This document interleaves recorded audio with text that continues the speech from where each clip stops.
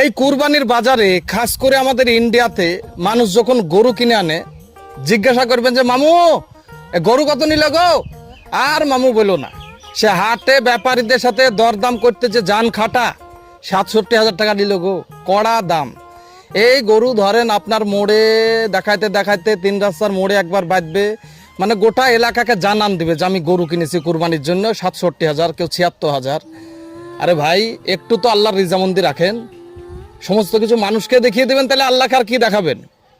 এখন কিছু মানুষ তাদের মাথার উপরে ঋণের বোঝা থাকছে, বাড়িতে মানুষের উপরে মানুষ টাকা চাইতে আসছে, চায়ের দোকানে টাকা চাইছে, রাস্তায় টাকা চাইছে, তারা ঋণ পরিশোধ করা বাদ দিয়ে এই ভারী ডিমান্ডে গরু কিনছে। তো আমি বলি কি ভাই, যাদের মাথায় ঋণ আছে আগে ঋণটা পরিশোধ করুন। কুরবানি হচ্ছে কি, যদি আপনার সামর্থ্য থাকে, আপনি যদি চারিদিক দিয়ে স্বাবলম্বী থাকেন, স্বাচ্ছন্দ্য থাকেন,